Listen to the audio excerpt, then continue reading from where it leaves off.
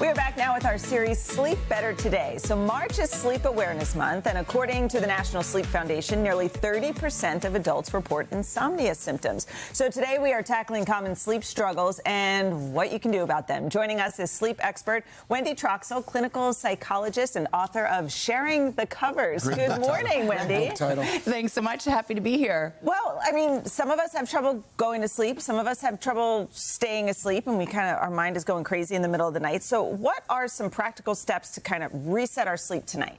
Exactly. Well, so first of all, you're not alone. About 30% of adults experience trouble falling asleep or staying asleep, and that number spikes to 60% among women going through menopause. Here's a 20-minute rule that can be very effective if you struggle to sleep. You want the bed to be associated with sleep, not frustration. So if you find yourself awake in bed for what feels like more than 20 minutes, get out of bed. Go do something relaxing but distracting, ideally in another room, until your natural sleep drive kicks back in and you go back to sleep. You're helping your brain associate the bed with sleep, not frustration. And when you do that, before you go back to bed, should you not use the phone?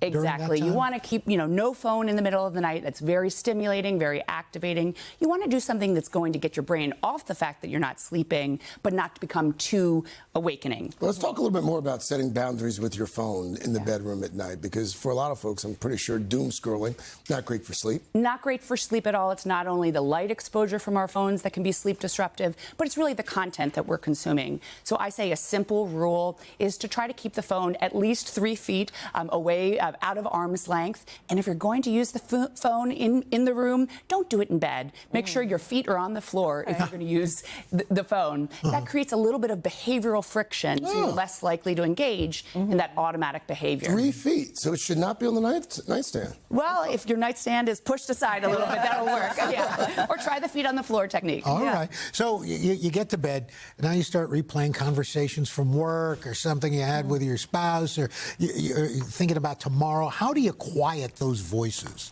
Yeah, that racing brain is a really common interrupter of sleep for many people. And if you don't schedule some time to worry, your brain will find a time to do it circa 3 a.m. So there is a technique called the scheduled worry exercise. You want to do it several hours before bedtime, set a timer for 10 to 15 minutes, grab a pen and paper, and during that period, let your brain go hog wild on worry. Write it all down. So you do this sort of brain dump.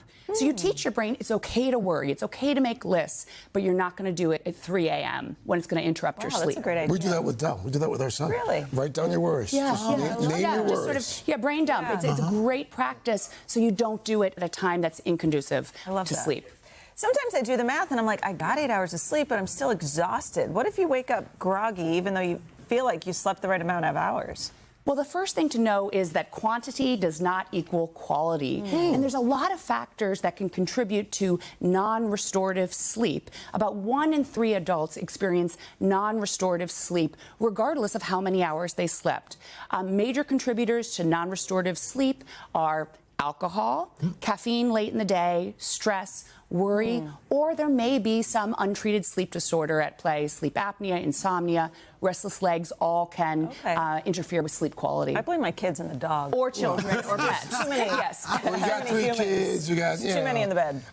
You were joking about it, but poor sleep quality can actually affect a relationship. Like if your partner snores and snores loudly, like what can you do with your significant other to address something like that? Yeah, well, you're absolutely right. Sleep is an interdependent process among couples. That's why I wrote the book about it.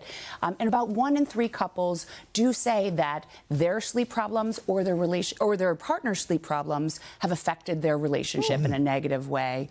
The key Sounds like you've been talking to my wife. I've been talking to a lot of couples about this. The key really for couples is to have open and honest communication around what's working and what's not working in the bedroom. It's really this neglected topic in sleep. And yet we spend about 1/3 of our lives asleep. That's a huge portion of our coupled existence. So we have to be able to talk about what's working and what's not working in a non-judgmental, non-threatening way and kind of move away from all the stigma around the marital bed. White noise, earplugs, and maybe even a sleep divorce. Absolutely. If your snoring is the issue, and that's a big one for many, it can increase the risk of insomnia in the partner, use white noise earplugs. And again, talk about it. If a sleep divorce is the thing that's going to give you both good sleep, it's an okay Meaning solution. like separate rooms. Separate rooms, yes. And again, many couples say that it's the key to their relationship satisfaction because we know a well-slept partner is a better partner. Yes. Ooh, that's There you good. go. All right, Wendy, That thank you sounds like so something much. should be right on a pillow. Thank you, You heard it here. Hey, thanks for watching. And don't forget, you can catch the Today Show every morning on NBC or take Today when you're on the go. Just follow the Today podcast on Apple Podcasts, Spotify, or wherever you listen.